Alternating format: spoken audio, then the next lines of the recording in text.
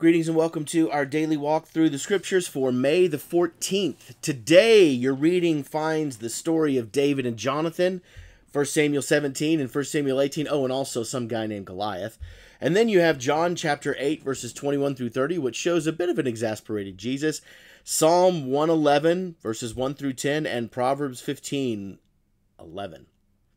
All right, so we're going to kind of hit on several different things today because there's so many little nuggets. First of all, we know the story of David and Goliath. This is probably one of the most famous stories in all of Scripture. Everybody knows David takes a sling, David kills the giant, all this kind of stuff. It's a good thing. Now, there's a couple of things that you kind of look at and go, I'm not really sure what's going on here. Okay, one of them is that it seems like several times during David's time with Saul, there's moments when Saul goes, "Hey, who's this guy? Okay, who is this guy?" And you think, "Now wait a minute. I thought David was playing the harp for Saul, and now David is coming in here and it's like what's going on here?" Well, so the reality of it is that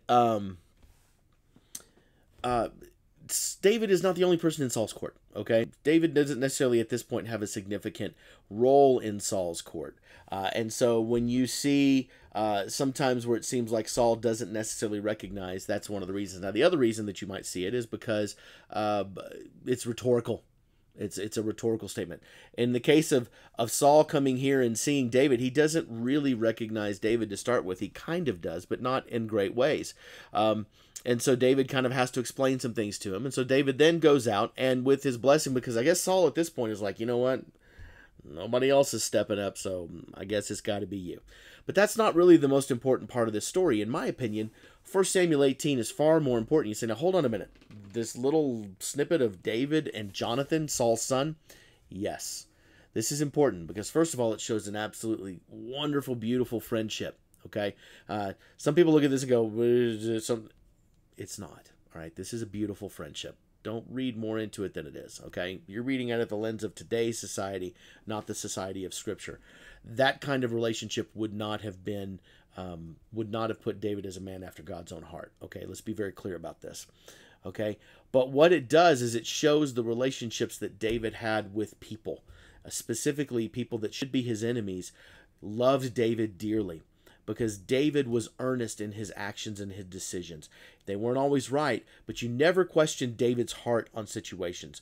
And David and Jonathan's relationship is going to play some key roles down here in the future.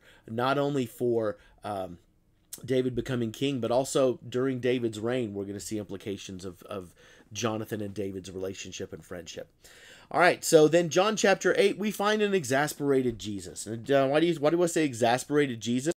Because in verse 25, Jesus has been teaching these people some amazing, huge, deep things. And he just finished saying, "You are of this world and I am not of this world," okay? Literally, he just had this huge conversation about that he's going to die, yet he's going to come back. He is not from here. He's going to come and he's going to come back and rescue us and all these things. And then in verse 25, they're like, "Who are you again?" At that point, Jesus goes, "Just what I have been telling you from the beginning."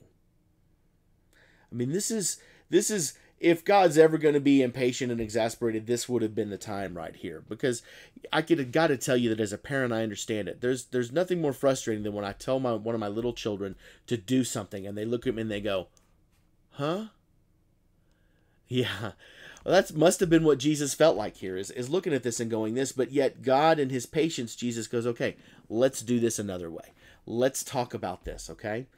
One of these days, you're going to see me lifted up." Now, you said lifted up. What does this mean? Lifted up means the cross, okay? You're going to see them lifted up. When you have lifted up, you have lifted up. You will know that I am he, and I did nothing on my own, but just speak what the Father has taught me, okay? Jesus is telling them. And then it's like a light bulb comes on in verse 30. Even as he spoke, many started to believe in him. Jesus was, at times when we read this, we think Jesus is being subtle. Jesus is, you have to understand, this is how they talked. Okay, these are how they had conversations. It was in a much more formal and complicated manner.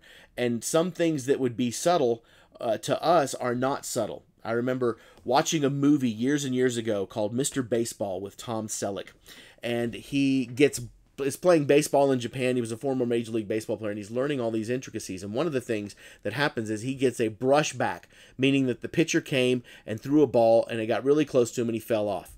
And then, at that point, someone says, "Tip your cap." He's like, "What? What do you mean?" "Tip your cap." So he does. He gets, okay, and he goes like this. And suddenly, the bench is clear, and it's this huge, massive brawl. This small little subtle thing that he did that he didn't understand spoke volumes to the people that were native to the land.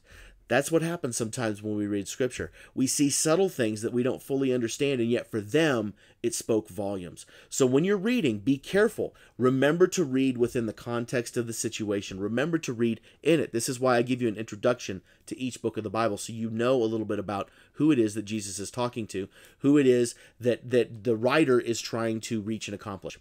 Okay, at this point I've said too much. We're long. That's okay. We'll talk more tomorrow.